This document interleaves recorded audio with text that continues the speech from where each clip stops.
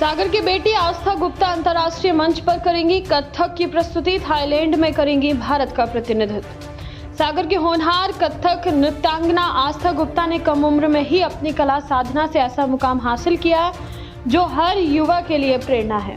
घुंघरू की खनक और कृष्ण भाव से ओतप्रोत कथक नृत्य में दक्ष आस्था को अब थाईलैंड में आयोजित इंटरनेशनल परफॉर्मिंग आर्ट्स कंपटीशन में भारत का प्रतिनिधित्व करने का गौरव प्राप्त हुआ है।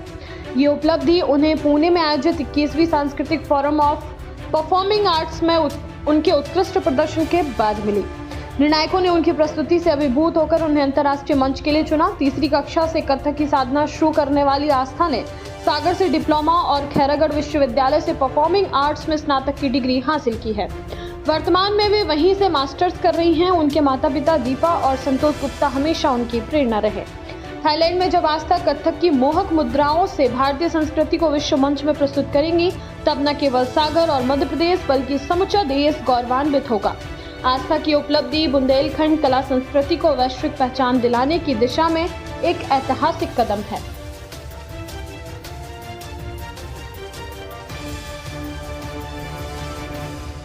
मुझे बहुत ही खुशी हो रही है और मैं बहुत अच्छा लग रहा है। मेरे साथ-साथ मेरे मम्मी-पापा ने भी बहुत मेहनत की है, मुझे इस प्लेटफ़ॉर्म तक पहुँचाया, इतना आगे बढ़ाया है, तो हम सब बहुत खुश हैं। और भी नृत्य होते हैं लेकिन आपने कथक को ही क्यों चुना? जब मैं घुंघरू की खनखनाहट और घुंघरू की आवाज़ को सुनती थी, शिव जी और कृष्ण जी की स्तुतियाँ देखती थी, तो मेरा अपने आप मन और रुझान कथक की ओर ही चला कब गया से था। कर रही हैं आप? मैं कक्षा तीसरी से कथक कर रही हूँ। 6 साल का डिप्लोमा है मेरा, फिर मेरी 4 साल की ग्रेजुएशन बीपीए है और फिलहाल मैं मास्टर्स कर रही हूँ खैरागढ़ से। सागर के जो विद्यार्थी हैं उनसे क्या कहना चाहिए? मैं सभी से यही कहना चाहूँगी कि सभी के जीवन में कुछ कला तो होनी चाहिए, वो चाहे किसी भी प्रकार की नृत्य हो, पेंटिंग हो, सिंगिंग, वोकल कुछ भी हो, वो उनके जीवन में होनी चाहिए।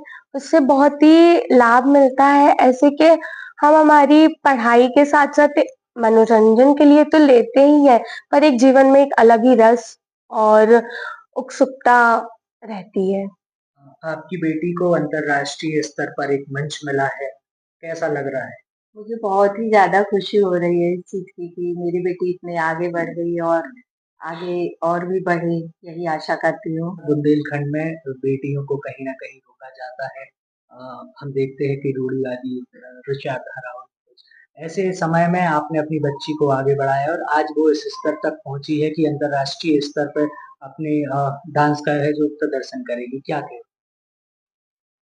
बस उसका रुझान था, उसके लिए उस प्लेटफ़ॉर्म एक मतलब तैयार करवा दिया, आगे बढ़ाते रहे उसको। हमारा संतोष गुप्ता। खबरों की दुनिया से लेकर संघर्षों की कहानी तक, क्षेत्रीय खबर और संस्कृति के संग बुंदेली माटी से बना एक अंग।